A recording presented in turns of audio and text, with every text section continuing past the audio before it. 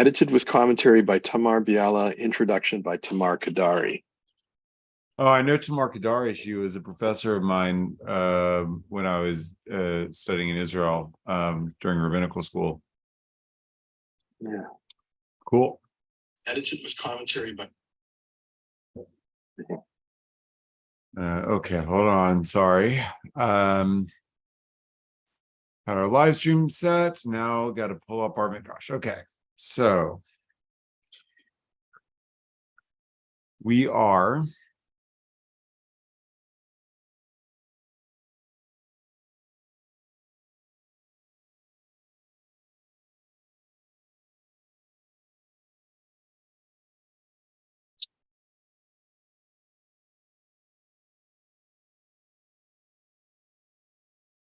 okay.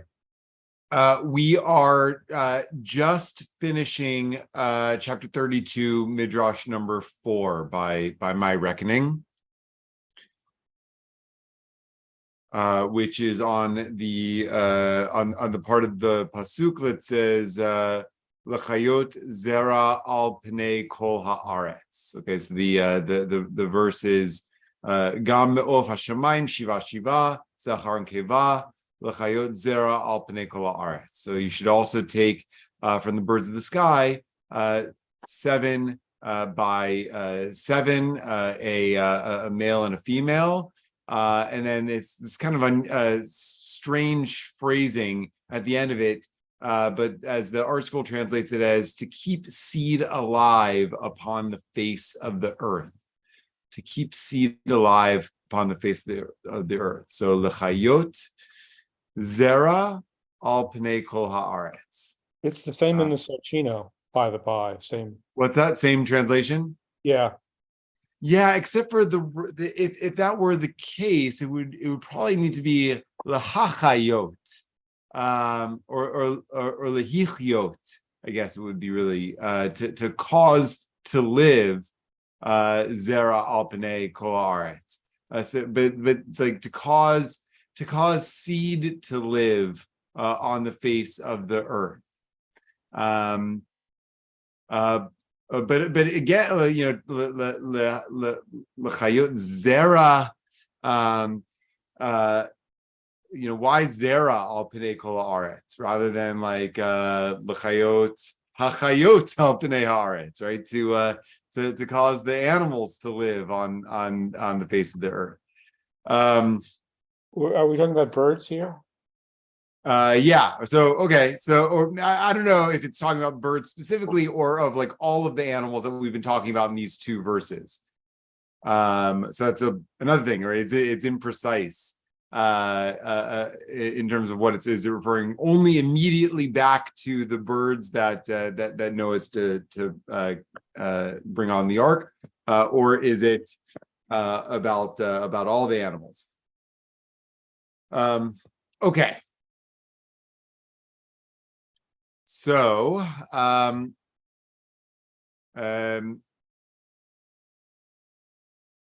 down here at the this last portion of the chapter.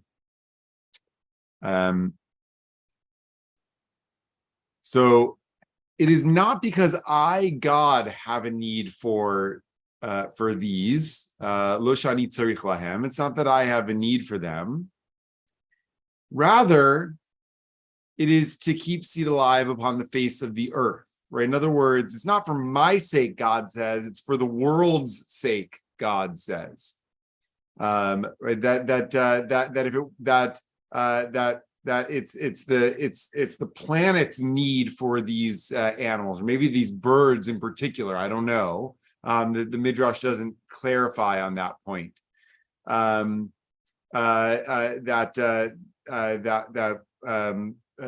God is asking for these animals to be brought on the ark. So I guess the question is twofold. One is doesn't answer the question of whether we're talking about the birds specifically or the animals. So which one are we referring to here? Does this Midrash clarify matters for us? Question number 2 about this Midrash, I think, is, why is it needed, right? Like, why? What does this help this help with, right? I guess another way of saying it is, in Talmud, those who studied Talmud, right? What's the hava amina of this midrash? What would we have assumed to be the case that this midrash is coming to clarify is not actually the case, and what new information, what like new lesson do we learn from the clarification that this midrash provides? So what's the hava amina? What would we have assumed? And what's the nafka mina, right? What's the like point then, the new information that we're given by virtue of this verse, right? That this midrash is now helping explain.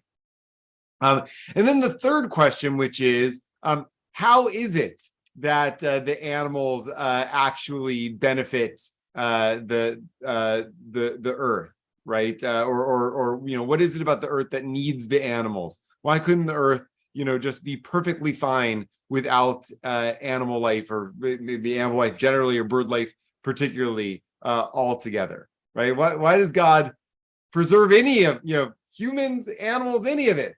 Right? Why does God choose to preserve any of it on the earth? So that's, I think, the part of the three questions that I have that are raised by this midrash. Any thoughts on any of those questions, or any questions or comments of your own? I'm waiting for a fourth question. What's the what do you think the fourth question should be? I have no idea. Oh, okay. Those are the questions that I have at the moment, but maybe I'll come up with others. This is not something that God needs for God's self, right? This is which then I presume is a human responsibility to preserve diversity, right? To sustain diversity on the planet. It's not God's not going to take care of that entirely. God is giving that assignment to the human. Well, right. I mean, I think the midrash, goes out of its way to say that God doesn't need this. Yeah, I've just been studying, the whole idea of having a menorah in the Mishkan, right? If God is in the Mishkan and God is all light, why does there need to be a menorah?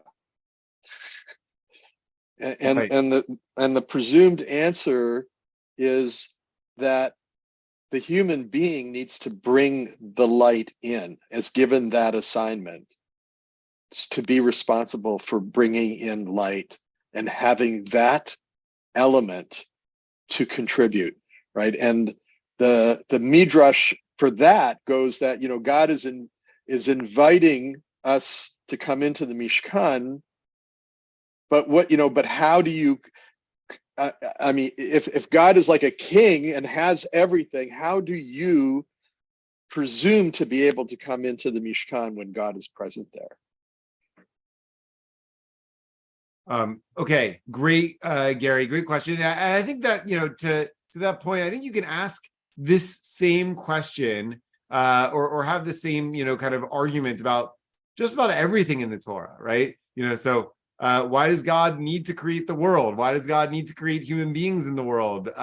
Why does God need a Mishkan in general, right? It says, Asuli mikdash v'shachanti b'tocham. Why does God need a place to dwell? Doesn't God dwell everywhere, right? So you can ask that really about anything, and on some level, maybe the answer is going to be the same every time, which is that God doesn't have a need for it, right? But human beings have a need for it, or the earth has a need for it, or something like that. So I guess one way of thinking about it is that like this is not a particularly like insightful midrash, because it's the same question that could be asked really about anything. But it still begs the question. Okay, so if you're going to go down that road, right? Okay, yeah. So we have a good answer for the light in the Mishkan. And now we need a similar kind of answer about this, which the Midrash doesn't really provide. Right? It says, why does God need this? It's not that God needs it, it's the world needs it. Okay, why does the world need it? Like, what's the objective there? So that's still a question I have Well, about. well, I think the objective is so that the human has a role, right? That there's a responsibility that is transferred over to the human. Right, except for here, it doesn't seem like it's talking about the human role or the human responsibility, right? It's saying that, you know, it's God doesn't need this, the world needs it. Right, but you're the one who's going to have to preserve these animals, right? I mean, he's speaking specifically, I would assume, to Noah. To Noah. Right, so you have a responsibility for you know, for caring for the world. Yeah, for preserving diversity. Mm-hmm. Okay, David, I saw that you had your hand up. Well, you pretty much said what I was aiming at. That if God doesn't need this, what does God need, and why does God need anything? So I think you basically said that. Right. That might be the fourth question, Larry. Thank you. Well, Now we can tell with the Exodus. Right. Why does maybe why that's does the God, point, to get us to the Exodus so that we can do it. right. Okay, why does God need anything? Yeah. Well, actually, whatever that's a refrain from the prophets too. You know, that's, I don't need your sacrifices. right. I don't need your festivals. I don't need your offerings. And in fact, you know, to take it a little bit further, and if you don't mean it, they're worthless. So But I think it's not the things, it's the acts, right? It is the intent and the action that physical beings can take in the world that is being requested. That's, I mean, God doesn't need it, right? I mean, in a sense, God doesn't need us to do that. But on the other hand, God is saying, but you need to do that for yourself. Well, So bringing in the prophets into this, so I think that you and Larry are basically saying the same thing, and on some level there, right? That you know, the prophets say, you know, if you bring me sacrifices without, you know, without meaning or understanding what it means to live a life of service to me, right, then it's then the act is worthless, then the act is meaningless. But I think that actually bringing the prophets into this conversation raises something to mind, because it strikes me that the theology of the prophets is that there is something that God needs from us, right? That God, you know, like, to this question, like what you know, what doesn't God need, right? Or what does God need? Because God shouldn't need anything. But it feels to me that the theology of the prophets is that God does need our action in repairing the world. The prophets don't use that phrasing of tikkun olam really, but what we come to term tikkun olam, which is to create a more loving and just world, which the prophets do spend a lot of time, of course, talking about.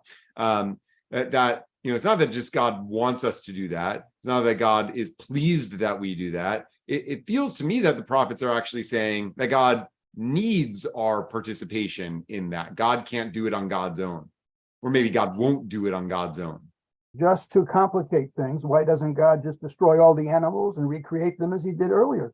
Yeah, a really great question. Or why doesn't he destroy all human beings and start over from square one? The potter crushes the clay and starts all over again. Yeah, it's great. I mean, I guess to follow that metaphor, right? The potter crushes the clay and starts all over again, but the potter doesn't throw the clay away. So God is still using the pre-existing material to recreate humanity.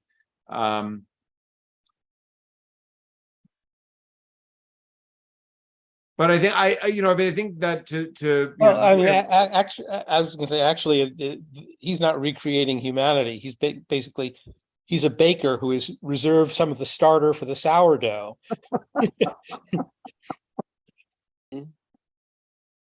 And from that, he will make more loaves will be made. He doesn't have to make more loaves. You know, I think that first, there's something rewarding about attributing need to God, but I don't think it's required. I think that there is a kind of human who needs God, and then there's, say, the other kind is the one who's simply checking off the boxes. The kind of the bureaucrat of rather than the believer. And if we didn't have a world that perpetuated itself, or which we are free to destroy, so it would seem at the moment, then this wouldn't be describing a world we recognize. It wouldn't be describing the world we live in, and it is. So I mean, just as there's a part of us that needs to know where we came from in order to know who we are. These stories are part of the answer of where we came from. They're not an answer in what one might call a textbook sense. They're not newspaper stories. They're not even reports from the front.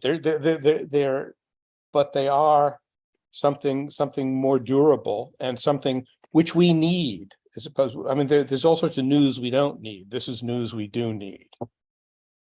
If God has a need and that need is not fulfilled, what happens?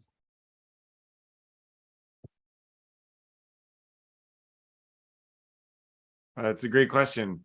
Well, the relationship is not sustainable. But also, if the relationship is based on some type of covenantal commitment, right, that there is an expectation to fulfill certain obligations, then there needs to be conditions, right? There need to be those conditions that are there to be fulfilled. And by fulfilling them, you are connecting. You are creating the sense of connection by way of, covenantal relationship.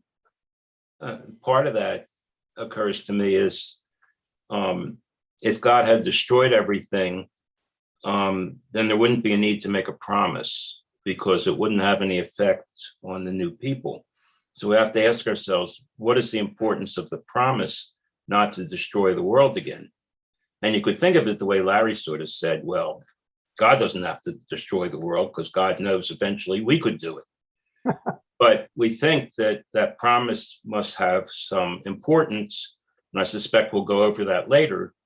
But, if he destroyed everything, the promise, it wouldn't be a promise really, because the new beings wouldn't understand, unless they repeated the whole thing over again, if it's like a Groundhog Day situation.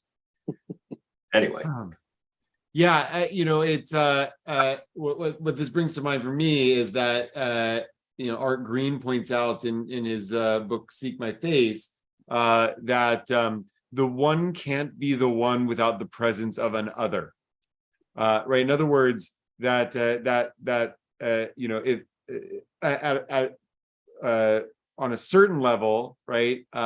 If God has a need that God's like most basic need, right, I guess, is to be God, right? And unless if that need goes unfilled, right, then God can't be God's self, right? So, and I think that like if there's no world, right, then there's no God. There's no manifestation. There's no real manifestation that there is a God who exists. And I think it's true that, that we ourselves are defined relationally, right? In terms of the relationships that we sustain with each other. So that, in that sense, we're emulating what God is trying to demonstrate for us here. That we make the demands on each other as a way of creating the relation, of sustaining and making the relationship meaningful. So Sorry. what was there before God created the world?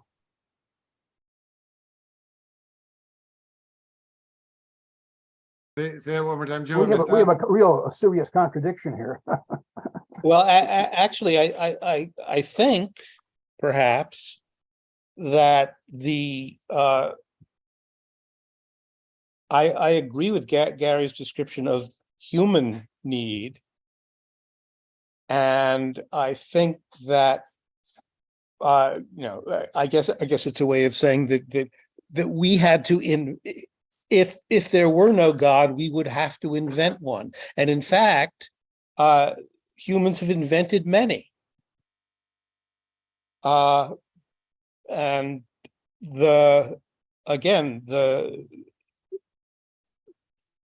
for me, the earmark of the divine is that which I don't know and can't know, and the efforts which to understand and describe that are inevitably using our own faculties and the tools that we have, whether we invented them or they were given to us is a separate question, and it necessarily skews our reasoning.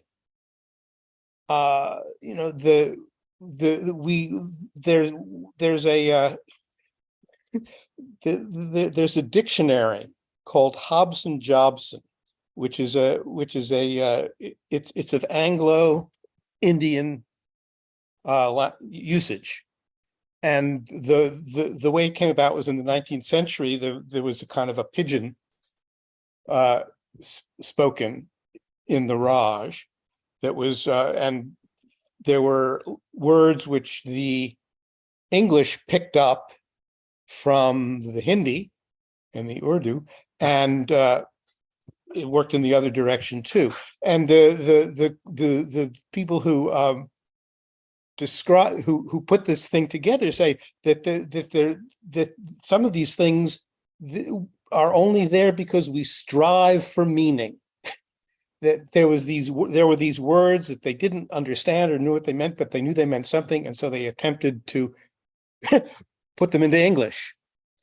And I think the striving for meaning is something that is if not universal, certainly widespread, and something that is part of being human. As we also see the kind of dysfunction that attends when one doesn't strive for meaning. When we are but random actors.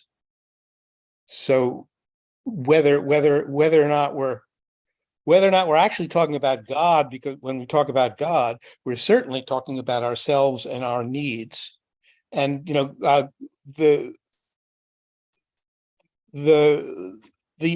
animals are self-perpetuating in a way that we are not. In that, at least until recently, we didn't accord them any kind of consciousness. They just did what they did. And one could say the plants as well. But although there are people who accord consciousness to plants. So so this is and to everything. Mm-hmm. And yeah, and that is also of long standing. That was called pantheism. But so if there were not God, we would have to create him. And if there were not God, then there are gods, and many have created them, even in images.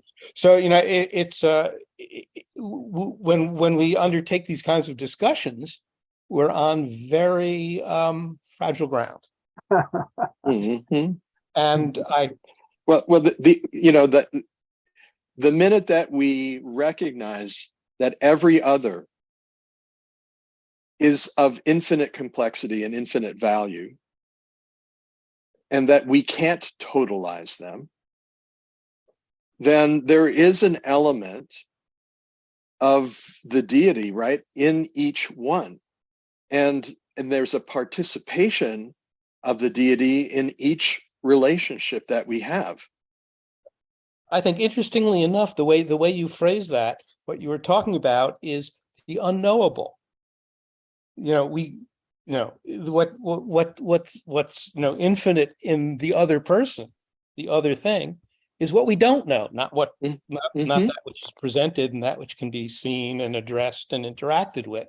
Yeah, and that's the limits of totalization that are, that you can attempt to try and understand someone else, but you cannot totalize them.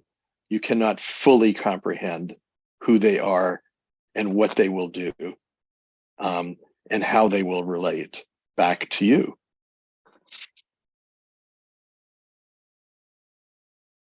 They are beyond your comprehension. Right, Eric? Yeah, absolutely. And, Gary's calling on me because he and I looked a little bit at Levinas together through his wonderful course. And Levinas talks about the human face, and all ethics begins with a person looking another human being in the face, right? And every single human is unique and unknowable. But when I think about this passage, I think I don't have a dog, but I think I love dogs, and I know lots of dog owners will tell you every single dog is unique, right? Not just because they have different personalities, but they are individual beings. And then you start to think, well, then isn't every mouse an individual? And isn't every ant an individual? So, and I'm coming in medias res here, right? Is my first encounter with this conversation. But when I look at this passage, all the animals, and every single one is unique. That puts on humans an incredible responsibility. So, yeah, that's all I got so far. Our duty, calls us to the infinite, right? I mean, our responsibility calls us to the infinite in spite of our being finite. Actually, doesn't the infinite call us to our duty, and our duty is in the finite? I mean, I don't act in the infinite world. I act in the finite world. I am myself a finite being. Right, but the context in which you act. What then is the world? That which is not you, right, is infinite. Sorry, go ahead, Joe. What the sages say? What is the world to come? Well, it's interesting because they don't use the future tense. It's not ha'olam yavo. It's ha'olam ba, which implies that the world to come is actually coming. It is in process. We are actively creating it, through our behaviors and our conduct and our choices. Well, I mean, alternatively, it's coming whether, regardless of whatever it is that you do. it's inevitable. The Talmud in one famous passage tries to have it both ways, that says, it's inevitably going to come. You could bring it about faster through what you do. But you Yeah. shouldn't. What's that? But you shouldn't if you're talking about the Messiah. But there are certainly passages that imply that too, especially when it comes to moving to the land of Israel, and that portion of the messianic ideal. Complicated topic. But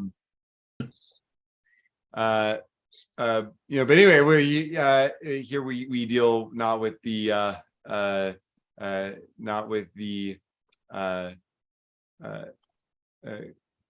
perfection of the world, but with the destruction of it and the rebuilding of it. All right, let's move on a bit. The next verse. Ki liyamim od shiva, anochi mamtir al haaretz 40 yom ו40 לילה, ומחיתי את כל היקום אשר עשיתי מעל פני האדמה. All right, is again like a kind of a strange phrasing here, but here's how it would be literally. For in days more 7. So the translation here kind of rephrases it to be for in 7 more days time. But usually the Torah would say something like ki be'od shiva yamim, which is what the kind of normal Hebrew of that would be. For in 7 more days. But here it has it kind of mixed up. For in 7 more days, Anochi, interesting, they're using the divine Anochi here, which is the more formal I, rather than Ani. I will cause rain to fall upon on the earth for 40 days and 40 nights, and I will wipe out all kol yakum, all that is like established. It's an unusual word there. It says here existence that I have made, but of course it's not wiping out. The flood doesn't wipe out all of existence. So it's more like all that stands, yakum, from the word kima, lakum, that stands up, that I have made, which actually may be more precise, right? All that stands that I've made on the earth, which is true, right? So like fish don't get destroyed, but all that all that like is existing on the land gets wiped out.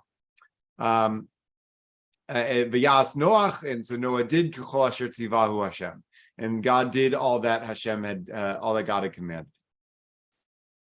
Okay, so we're going to deal with that first phrase first. Ki liyamim od shiva, for in 7 more days.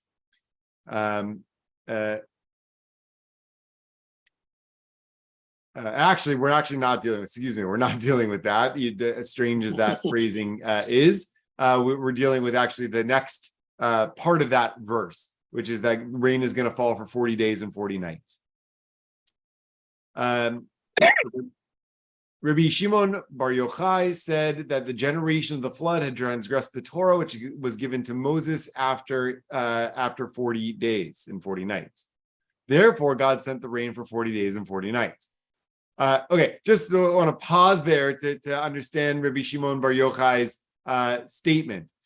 So first, it's Rabbi Shimon Bar Yochai is phrasing this in the manner of like poetic justice, right? Or as rabbinic tradition would sometimes say, midah keneged midah, measure for a measure, right? So the punishment should fit the crime. So the people had transgressed the Torah, which was given to Moses on Mount Sinai in 40 days and 40 nights. And so therefore, the flood happened over the course of 40 days and 40 nights.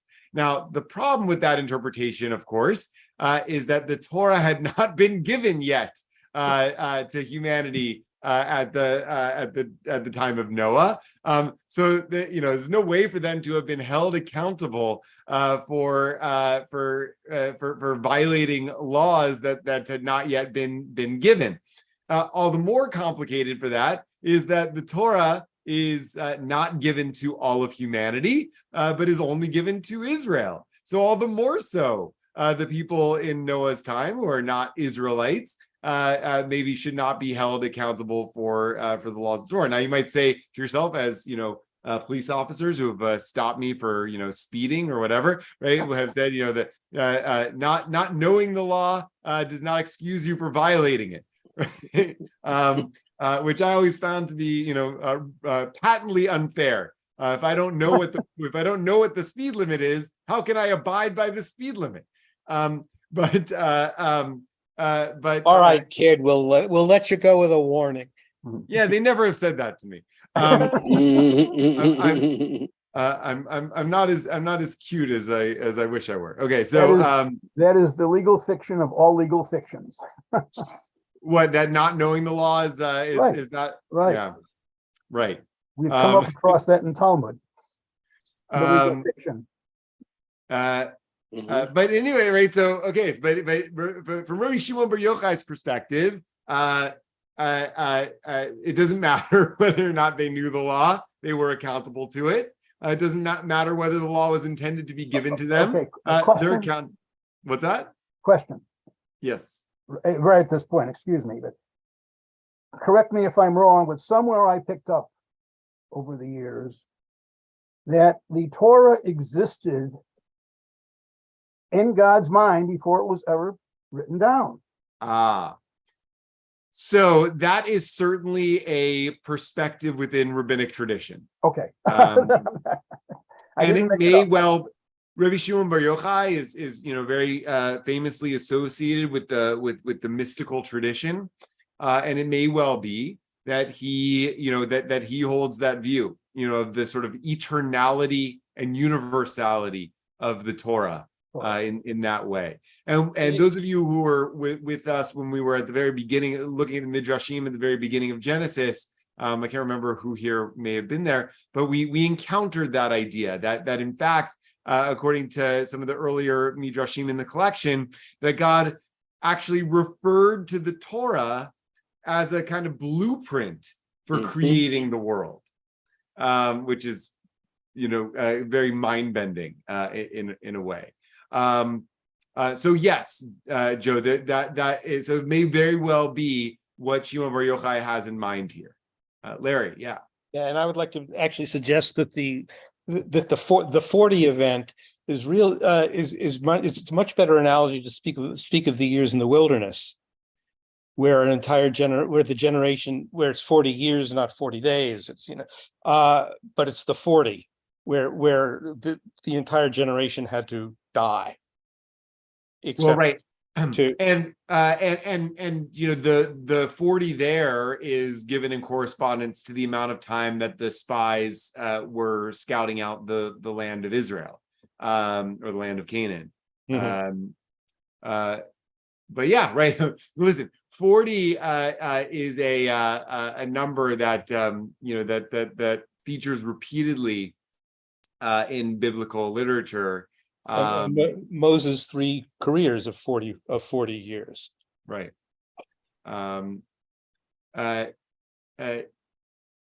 Yes. So one maybe this is present in the collection that you have, Gary, but 40 is reminiscent of the weeks of gestation. So there's so there may be some parallels there too.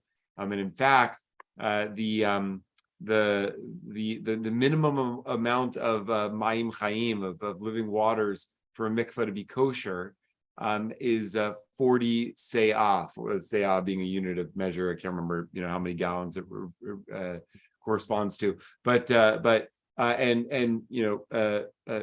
some people believe that that's because it's meant to be sort of symbolic of a womb, right? That you're in this 40-gallon tank to remind you of the 40 weeks of gestation in the waters of the womb.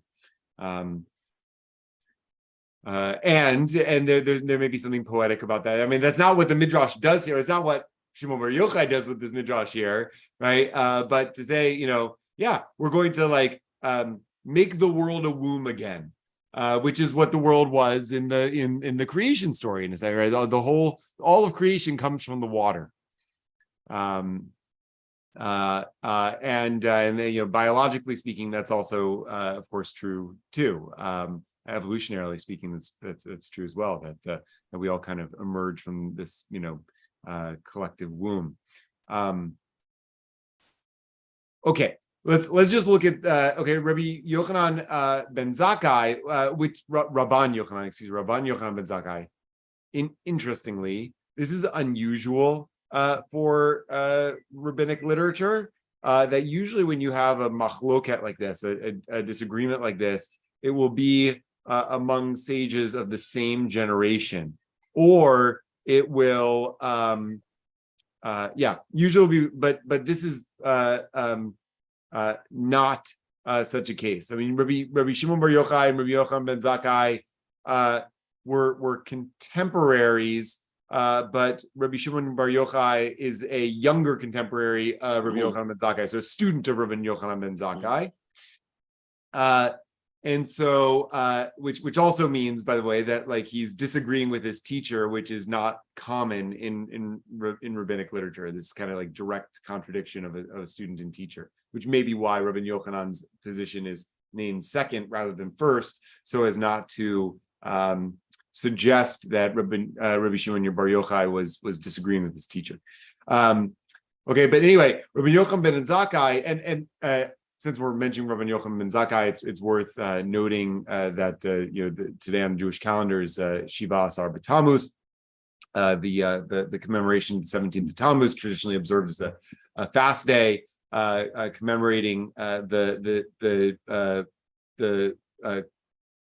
end of the siege of Jerusalem by the Romans in 69 CE or 70 CE, and then leading to the ultimate destruction of the city and the temple on the 9th of Av in the same year. So we begin a 3-week period leading us toward the commemoration of the 9th of Av in a few weeks. And Rabbi Yochanan ben Zakkai features very prominently in the narratives of the destruction of the temple in Jerusalem, being a leader, or maybe the leader of the rabbinic community or the proto-rabbinic community at the time of the destruction, credited with the survival, in a sense, of the rabbinic community after the destruction of the temple by convincing Vespasian to permit to permit rabbinic scholars to resettle and rebuild a community in Yavne outside of Jerusalem in the wake of the destruction. So we're reading, and of course the collection of Midrash that we're reading now is compiled a few centuries after the destruction of 70 CE. So the editors of this collection, know of that history, know of the legends, at least, of Rabban Yochanan ben Zakkai's role in that history. So it's hard to look at this text on this day without thinking of Rabban Yochanan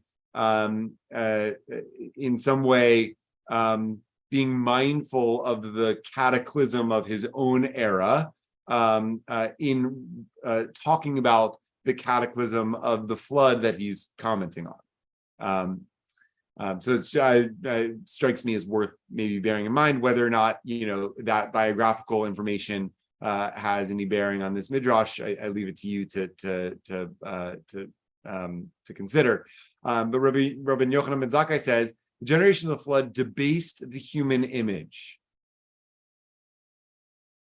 which is given after 40 days from the time of conception, right? So by the which, bears on what I was saying before, right? It's 40 days of gestation. So that the 40 may be parallel to that. But here you also have a sort of backhandedly, but a rabbinic conception of when life begins. Let it not be lost, right? That life begins after 40 days from conception is when you get the human created in divine image. Therefore, God sent the rain for 40 days and 40 nights. How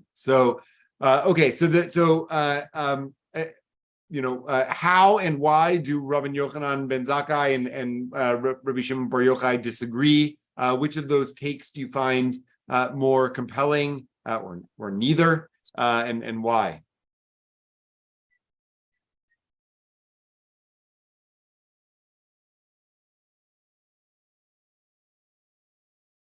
I'll just say, but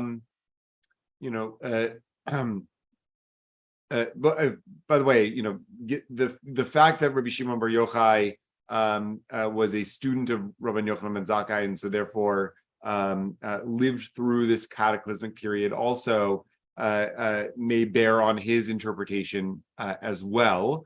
Noting, as rabbinic tradition does, that the reason for the destruction of the Second Temple was sinat chinam, was free-flowing hatred among the Jewish people, right? In other words, that it was our own inability to live up to our ideals that brought about the destruction. It wasn't the Romans. I mean, the Romans may have been guilty, but they weren't responsible, and we were responsible. Or they don't bear the totality of the responsibility, right? The Jewish people also do. And Rabbi Yochanan ben Zakkai maybe universalizes that a little bit more, to say that really what's at stake here is not fulfilling the Torah per se, but debasing the human image, right? And it doesn't exactly say what that means or what that entails, but just not having sufficient respect for human dignity, essentially. And yeah, go ahead, Larry. Yeah, my thought too is that in terms of these contemporaries, at least I don't know how accurate it is in historically speaking, but Simeon ben Yochai withdraws to a cave for 12 years, 13 years, whatever it is, 20 years. Yeah, he goes 7 years, and then he comes out, and then he goes for 7 more years, and then comes out again. So I think it's 14 years altogether. But yeah, right. So this is this is from the perspective of withdrawal, as opposed to Yochanan, which is the perspective of engagement. And certainly it's the mystic way tends to be the solitary way, and the social ethical path is perhaps the same but different. I mean, I'm not going to prefer one to the other, but I'm just suggesting that this is like the difference between Taoists and Confucian. Mm-hmm. So that in other words, Rabbi Shimon is sort of idealizing separation, right?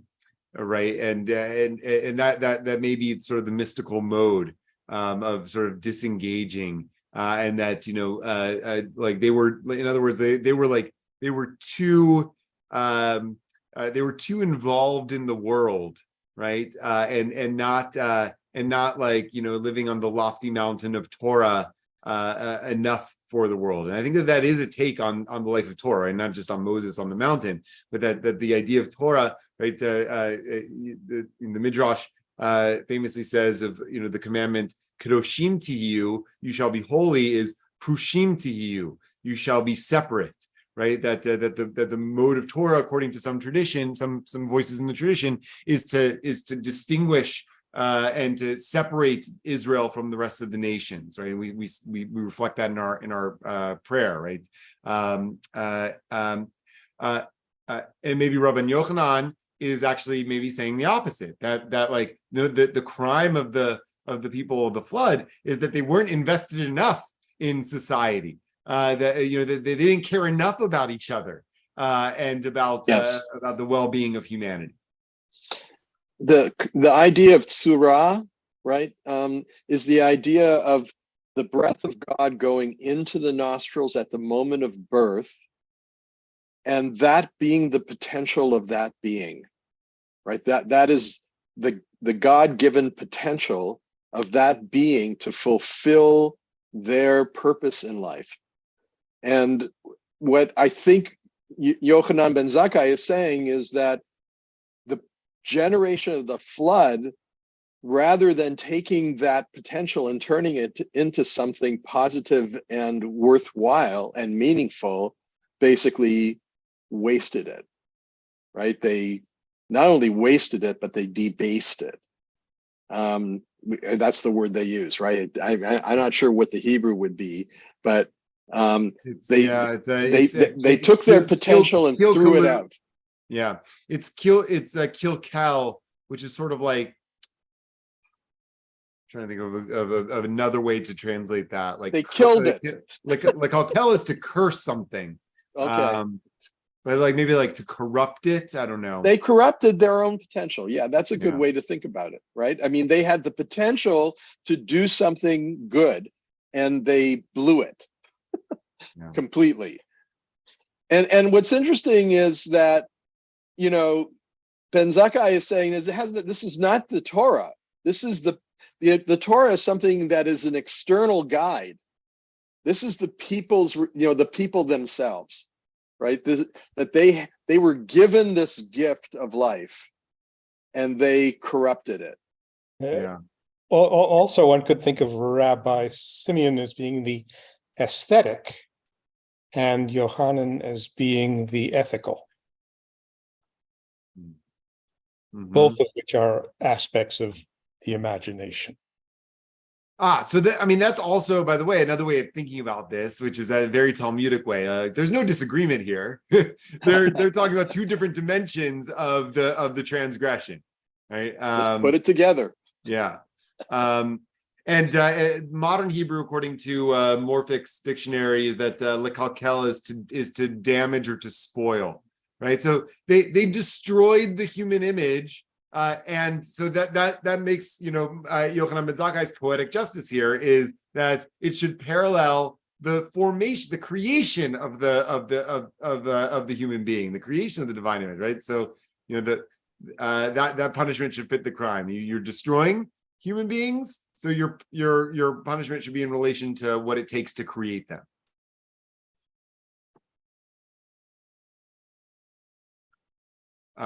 Okay, let's see. Do we have time to?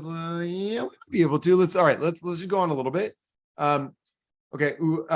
Umachiti et kol hayikum. I will blot out all of the yikum that I have made. I mentioned before that that's a kind of strange word, meaning like the all that's established, or all that stands. So Rabbi Brechia said it means all that exists. So he's translates it according to its Aramaic parallel, which is kiumaya. Everything that's established. Rabbi Avun said yikumine. So it should be everything that is in that exists within it. So the inhabited world is how ArtScroll translates it. So not everything that exists, right? But everything that inhabits the world. Rabbi Levi said in the name of Reish Lakish, this world, or this word Yakum, is referring to Cain, the descendant of Adam, the murderer of his brother. Right, the first murder of his brother Abel, who had been hanging in suspension. And the flood came and swept him away. Wow. as scripture states, and he blotted out all the yakum that was on the face of the earth. That is a take. Whoa. It does answer an interesting kind of biblical conundrum, which is, that Cain is doomed to wander the face of the earth. God doesn't execute him, but is, doesn't put him to death, but is doomed to wander marked over the face of the earth. We don't ever know what happens to him. There's no record, as far as I remember, of his death in the text of the Torah itself.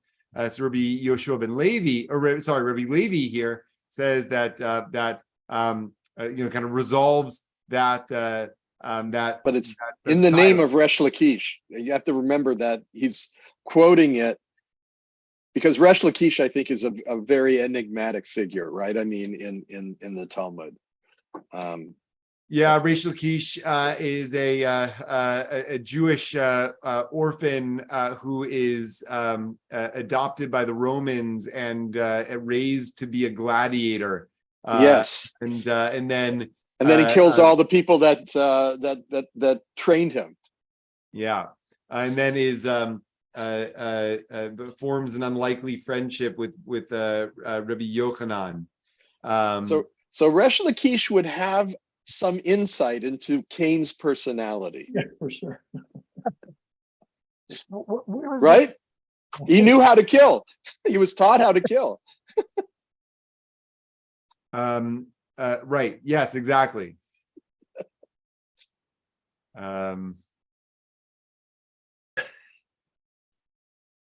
Okay. So what do you see as the distinction between these three different opinions? What do you find most compelling?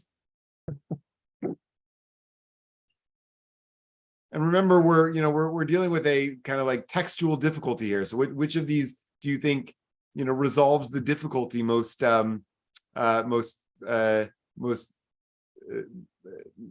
convincingly? The simplest one. Which is the simplest one, Joe? I'm really not sure. The simplest one is, and Noah did it according. Anyway. So I think of Lakum as getting up, right? Yeah. Getting up. And in a sense, getting up and against, right? So, that's the what gloss that Sonchino gives to it, exactly what you've said. Yakum is derived from Cham. and interestingly, it also includes the Kuf, which is the first part of Cain's first letter in Cain's name. Right. Kayin Yakum. Yeah. And it's possible that they're from the same root because the nun and mem are fairly transferable. Yeah, and I wonder how it Interchangeable. says that. Does it use that verb to describe the murder of Abel? Right, that Cain rose up against his brother. I'm going to look that up because that's. Say that one more time. Like, what word does the text use to say that Cain rose up to kill his brother? Yeah, but Cain is offering paid. No, Cain. Okay. Near a field. Yeah. Vayakam. Right there. Okay. Vayakam Cain El Hevel. Yeah. Achiv. Vayaharagihu. Right. So he rose up again. What's that? This is the verse I'm at is verse 9, chapter 4 of Genesis. No. Sorry. Verse 8. 4:8. 4:8. Vayomer Cain el Havel achiv vayehi biotam basadeh vayakam Cain el Havel achiv vayaharagehu.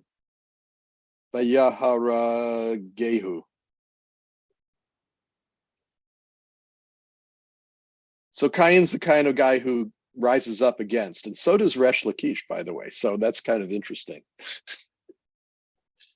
I just read about that yesterday, that Resh Lakish, like he was taught to be a gladiator, and then he turned on the people that had taught him to be a gladiator, and he killed them all. Where is this Resh Lakish to be found? Throughout the Talmud, he's a very Throughout the Talmud? common figure in the Talmud and in the in the Midrash. Thank you. Yeah. So no one wanted to cross him. No, All right, friends. he was a bouncer. That's it. Yeah. I'm gonna have to leave us there for today. And we are scheduled for next week. So hopefully I'll see many of you then, if not before.